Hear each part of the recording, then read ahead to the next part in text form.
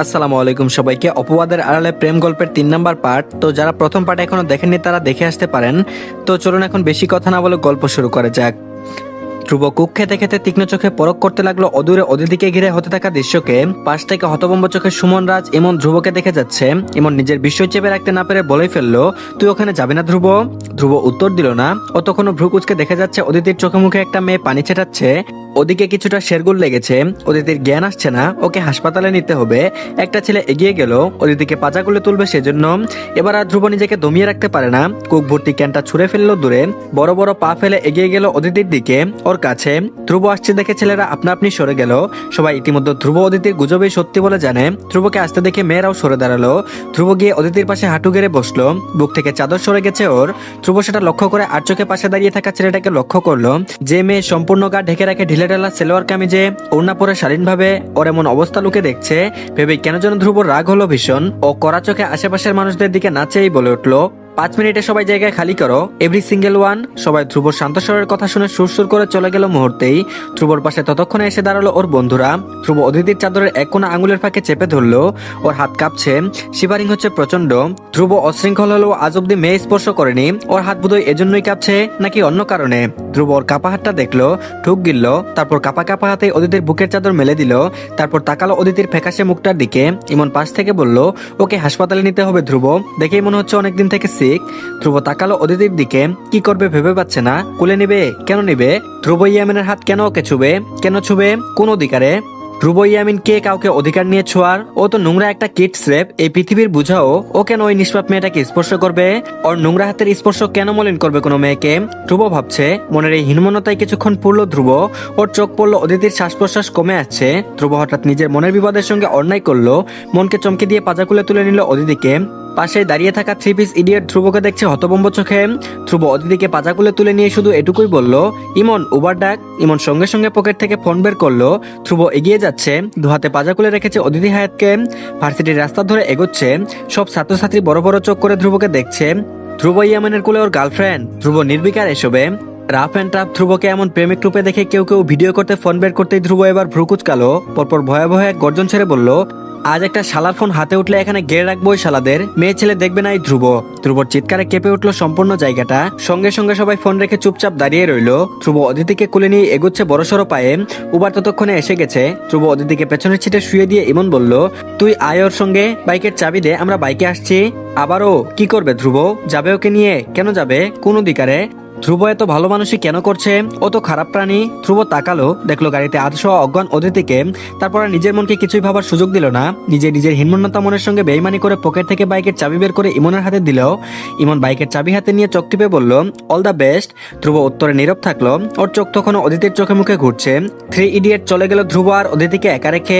অদিতি জেগে থাকলে এসব দেখলে হয়তো আতঙ্কে সেখানেই মূর্ছা যেত। ও একটা ছেলের কুলে চেপে এত দূর এসেছে, ওরা একসঙ্গে এক গাড়িতে। ব্যাপারগুলো ভুতুরে অনুভূতি দিত অদিতিকে, কিন্তু আপাতত এসব দেখছে না। অজ্ঞান অবস্থায় মেয়েটার আতঙ্কবিহীন চেহারাটা ভালোই দেখাচ্ছে। ধ্রুব একবার অদিতির দিকে চেয়ে দেখলো, পরপর আবার গাড়ির দরজা লাগিয়ে ড্রাইভিং সিটের পাশে উঠে বসলো। উবার ড্রাইভারকে পাশের হাসপাতালে অ্যাড্রেস দিতে গাড়ি স্টার্ট হলো। ধ্রুব ওর বাম হাত জানলার বাইরে হেলান দিয়ে হাতের আঙুল কপালে চেপে চুপচাপ বসে রইল পুরোটা সময়। হাসপাতালের সেভলন মেডিসিনের ব্যবসা গন্ধ বড় বড়ই ধ্রুবর কাছে পছন্দ নয়। ও কখনোই জ্ঞানত হাসপাতালে আসে না। যখন আসে হয় তখন সে ড্রাগসের ওভারডোজ সহ্য করতে পারে না, নতুবা অ্যাংজাইটি অ্যাটাকের কারণে। ধ্রুবর বাবা ছেলে এই দুটো ব্যাপারে সর্বদা তটস্থ থাকেন। অথচ নির্বোধ ছেলে বাবার এই চিন্তা দেখে হয়তো ভাবেন সৌরভ ইয়ামিনী স্বার্থের জন্য ছেলের সুস্থতা নিয়ে এত ভাবেন। বদ্ধ কেবিনে চিকিৎসা চলছে অদিতির। ধ্রুব বাইরে এতক্ষণ ধরে বসেছিল, শেষ অব্দি অতিষ্ঠ হয়ে সিগারেট ধরিয়েছিল একটা। নার্স এসে সেটা নেভাতে বলে গিয়েছে।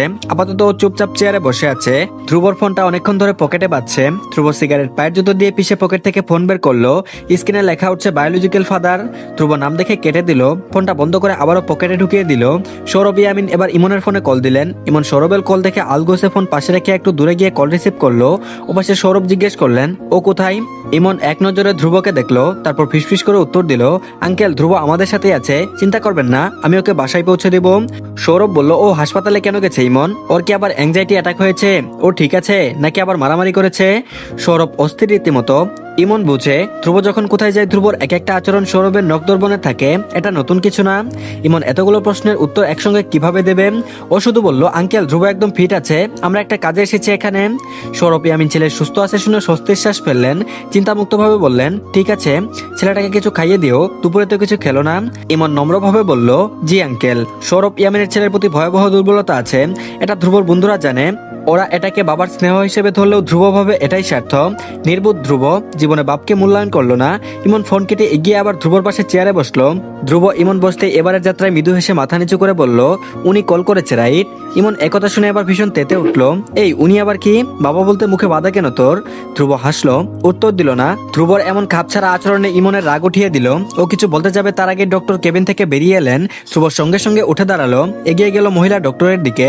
ডক্টর ধ্রুবকে আপমদস্তক দেখলেন, ফ্রুকুচকে জিজ্ঞেস করলেন, মেয়েটার কি হও তুমি? ধ্রুব এবার দুনামনা করতে লাগলো, কি হয়েছে অদিতির? ফ্রেন্ড, কাজিন নাকি প্রেমিক? ধ্রুব বড্ড অস্বস্তিতে পড়ে গেছে। ধ্রুবকে আমতা করতে দেখে মহিলা ডক্টর মাঝপথে ধ্রুবকে আটকে দিলেন। বিরক্ত ভঙ্গিতে বললেন, তুমি পেশেন্টের যেই হও, ওর শরীর ভীষণ দুর্বল, কিছুদিন রেস্ট থেকে নিয়মিত টেক কেয়ার নিলে ভালো হয়ে যাবে। মেডিসিন দিয়েছি আমি, কিনে খাওয়াতে থাকো, বেস্ট অফ লাক। মহিলা ডক্টর ধ্রুবকে কথা বলতে বলতে আরো একবার দেখলেন, মলিন শার্ট গায়ে, জিন্স জায়গায় জায়গায় ফাটাছেড়া, এটা নাকি আজকালকার ফ্যাশন। চুলটাও অগোছালো বড্ড। মহিলা ডাক্তার ভেতরে অসুস্থ হয়ে পড়ে থাকা মেয়েটার প্রতি হঠাৎ করে বড্ড দরদ অনুভব করলেন। এত সুন্দর ফুলের মতো মেয়ে এক বখাটের খপ্পরে কিভাবে পড়ে গেল ভেবে পেলেন না তিনি। উনি ধ্রুবকে বাঁকা নজরে দেখে এড়িয়ে চলে গেলেন। ডক্টর যেতেই ধ্রুব ওনার যাওয়ার দিকে তীক্ষ্ণ চোখে তাকিয়ে রইল। ডক্টরের তাকানো ওর মোটেও ভালো লাগেনি। ইচ্ছে করছে ধরে নিয়ে দিতে কয়েকটা, কিন্তু ধ্রুব মেয়েদের গায়ে হাত তুলে না দেখে নিজেকে আটকালো। ইমন পাশ থেকে ডক্টরের যাওয়ার দিকে চেয়ে দাঁত পিষে বলল, ওই ডাক্তার তোকে এভাবে দেখছিল কেন? সাহস দেখ উনার, তোকে জাজ করছে। ধ্রুব নিজের দিকে একবার চেয়ে মুচকে আসলো, তারপর বলল, বাদ দে, সারাক্ষণ এমন গুন্ডার মতো ঘুরে বেড়ালে যে কেউ এভাবে তেরা নজর দিবে। ইমন ধ্রুবর কথা মোটেও পছন্দ হলো না। ও কড়া চোখে ধ্রুবর দিকে তাকালো। ধ্রুব কেবিনের সামনে দাঁড়িয়েছে ততক্ষণে, ভেতরে ঢুকবে কি ঢুকবে না ভাবছে। অদিতি কি ভাববে, ঢুকা উচিত। ইমন পাশ থেকে ধ্রুবর এমন অস্বাভাবিক আচরণ দেখে বিরক্ত হয়ে ওকে হুট করে ঠেলে ঢুকিয়ে দিল কেবিনে। ধ্রুব কেবিনের ভেতর ঢুকে পড়ে হতভম্ব হয়ে ইমনের দিকে তাকালো। অদিতি কেবিনের বিছানায় হেলান দিয়ে বসে আছে, পাশে নার্স ফল কাটছে অদিতিকে খাওয়ানোর জন্য। ধ্রুব ইমনের এমন হাতাহাতি দেখে অদিতি চমকে তাকালো ওদের দিকে। নার্স ওদের এত শেরগুল দেখে বিরক্ত হয়ে বলল, এখানে শব্দ করবেন না, পেশেন্টের ক্ষতি হবে। ইমন ধ্রুবকে ছেড়ে দিয়ে সোজা হয়ে দাঁড়িয়ে দাঁত দেখিয়ে হেসে বলল, পেশেন্টের যা ক্ষতি হওয়ার সেটা আমাদের দেখেই ঘটে গেছে সিস্টার। নার্স ইমনের এমন বেহালিপানায় বড্ড বিরক্ত। ফল কাটা শেষ হয় ও ফলের প্লেট অদিতির হাতে ধরিয়ে দিয়ে বলল, আমি যাই এখন, আপনি বসুন। অদিতি ফেল ফেল চোখে নার্সের দিকে তাকালো, পরপর ধ্রুবর দিকে তাকালো। ধ্রুব তীক্ষ্ণ চোখে অদিতির নার্ভাসনেস দেখছে। অদিতি ঢুক গিলল, ও একা থাকবে এ দুটো ছেলের মাঝে, মরে যাবে অদিতি আতঙ্কে। অদিতি নার্সের হাত চাপলো, ভয় ভয় গলায় বলল, আপনি থাকুন প্লিজ, আমাকে ডিসচার্জ দিয়ে তারপর যান। নার্স অবাক হয়ে অদিতির দিকে তাকালো। ধ্রুব ইমনের দিকে বিরক্ত ভঙ্গিতে তাকালো। ওর চাউনি বলছে, সব দোষ তোর, আমাকে ঠেলে ঢুকালি কেন?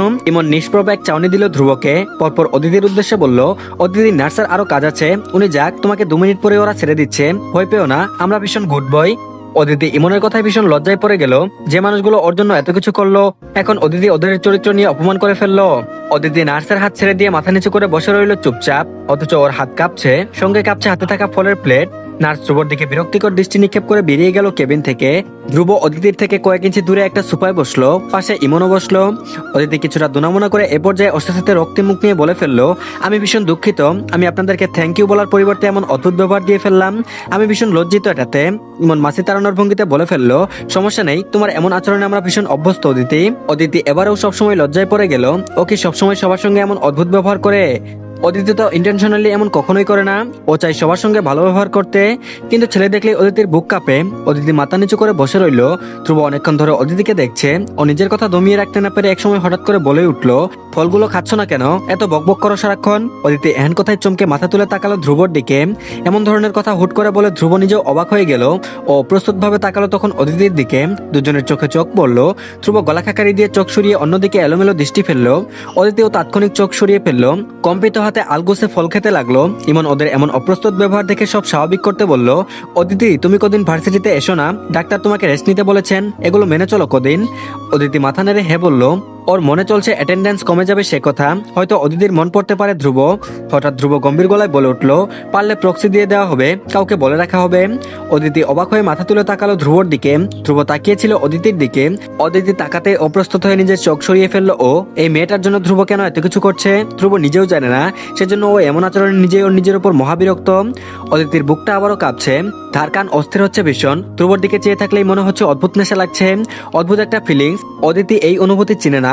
অদিতির ভীষণ ভয় লাগে এই অনুভূতির আঁচড়গুলো যখন মনে লাগে। আর এদিকে অদিতি হাঁটতে পারছে না, বারবার মাথা ঘোরাচ্ছে, তাই ধ্রুব হুইল চেয়ার টেনে আনলো। অদিতির ভীষণ লজ্জা লাগছিল হুইল চেয়ারে বসতে। যুবতী একজন নারী হয়ে এভাবে বিদ্যুতের মতো হুইল চেয়ারে বসবে ও? ছি! অদিতিকে এমন আইডাক করতে দেখে ধ্রুব তীক্ষ্ণ চোখে তাকালো ওর দিকে। অদিতি সেই দৃষ্টি দেখে ভয় পেয়ে গেল, সুরসুর করে বসে চলে গেল হুইল চেয়ারে।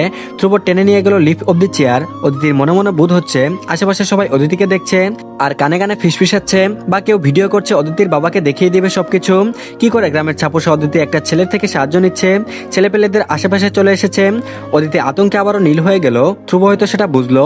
ও নিজের মতো করে হুইল চেয়ার ঠেলতে ঠেলতে চাপা সরে বলল, কেউই দেখছে না তোমাকে, be easy and concentrate. Aditi চমকে স্থির হয়ে গেল নিজের জায়গায়। ধ্রুব কিভাবে অদিতিকে এতটা বুঝে ফেলে? অদিতি কি খুব জোরে শব্দ করে চিন্তা করে? ছি, কি বিশ্রী ব্যাপারগুলো। অদিতি তারপরও চুপ করে গেল পুরোটা সময়। অদিতিকে যখন গাড়িতে তোলা হচ্ছে, অদিতি শুরুতেই কিছুটা বেঁকে বসেছিল। এভাবে কারো এত সাহায্য নিচ্ছে ও সম্পূর্ণ ব্যাপারটাই অদিতির জন্য নতুন এবং লজ্জার এবং অনেকখানি ভয়েরও। তবে ধ্রুব যখন অদিতির এসব কাজে তীক্ষ্ণ চোখে তাকিয়ে দেখে অদিতিকে, অদিতির মনে হয় গলা অবধি শুকিয়ে যায়। মনে হয় এই বুঝি সবার সামনে এই বখাটে ছেলে অদিতিকে থাপ্পড় বসালো। অদিতি না চাইতেও চুপচাপ বসলো উবারের পেছনের সিটে। ধ্রুব গাড়িতে উঠলো না। অদিতির ব্যাপারটা ভালো লাগে না তাই। শুধু উবারের ড্রাইভারকে ধ্রুব লোকেশনটা বলে দিল। উবারের ড্রাইভার উত্তরে মাথা নাড়ালো। ইমন ড্রাইভারের কানে কাছে গিয়ে ফিসফিস করলো, খবরদার পেছনে মেয়ের দিকে লুকিং গ্লাসেও তাকানো যাবে না, she is book and safely পৌঁছে দেবে। ওই যে আপুর বয়ফ্রেন্ড ধ্রুব, ও কিন্তু পেছনে পেছনেই থাকবে। ড্রাইভার ইমনের কথায় বড় বড় চোখে ধ্রুবর দিকে তাকালো, হয়তো ভাবছে এ আবার কেমন বয়ফ্রেন্ড, গার্লফ্রেন্ডকে একা ছেড়ে দিচ্ছে। ধ্রুব তখন ভ্রুকুচকে ইমন আর ড্রাইভারের কানাকানি দেখছে। ও বুঝতে পারছে না দুজনের মধ্যে কি কথা হচ্ছে। ধ্রুব ইমনের এমন বাক্য ব্যবহারে পরপরই বিরক্ত হয়ে বলল, দেরি হচ্ছে, বাইকে উঠ। ইমন আবারও চোখের ইশারায় শাসালো উবার ড্রাইভারকে। তারপর হেঁটে হেঁটে বাইকে গিয়ে উঠলো। ধ্রুব ড্রাইভারের টাকা আগেই দিয়ে দিয়েছে অদিতিকে লুকিয়ে। ধ্রুব হঠাৎ অদিতির পাশে জানলা থেকে মুখ বাড়িয়ে জানালার হাত রেখে অদিতির দিকে তাকালো। আচমকা ধ্রুব এভাবে মাথা ঝুঁকাতেই অদিতি একটু সরে বসলো অনেকখানি। ধ্রুব স্বাভাবিক গলায় বলল, মেয়েদের হোস্টেলে আমি যেতে পারবো না, আমি বলে রেখেছি তোমার জুনিয়রকে, ও নিচে এসে রিসিভ করে নিয়ে যাবে। অদিতি ধ্রুবকে দেখছে, মুখটা ধ্রুবর মারাত্মক গম্ভীর।